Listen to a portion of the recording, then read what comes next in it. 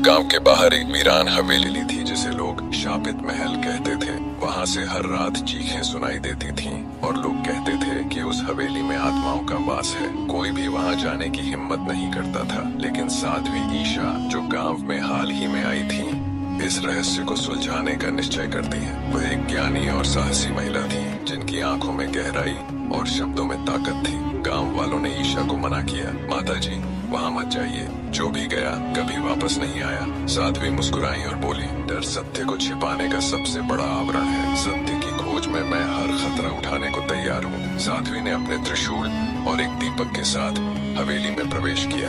अंदर का माहौल भयानक था, दीवारें टूटी हुई थीं और चारों ओर धूल और अंधेरा था। जैसे ही वह अंदर बढ़ी, उन्हें एक औरत की रोने की आवाज सुनाई दी। कौन है? ईशा ने तेज आवाज में पूछा, लेकिन जवाब में केवल गूंजती हुई सिसकियां सुनाई दी। वह आवाज के पीछे पीछे चल पड़ी और एक पुराने कमरे में पहुंची।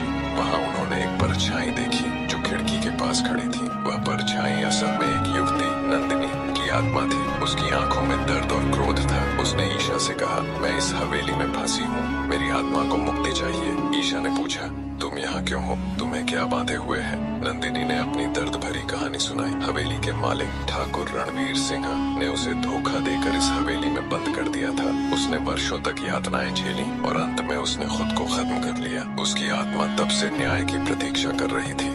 ईशा ने नंदिनी की आत्मा को शांत किया और उससे वादा किया कि वह उसे न्याय दिलाएंगी। उन्होंने गांव के लोगों को इकट्ठा किया और ठाकुर रणवीर सिंह की सच्चाई उजागर की। ठाकुर का परिवार वर्षों से उस हवेली की कहानी को दबाता आ रहा था।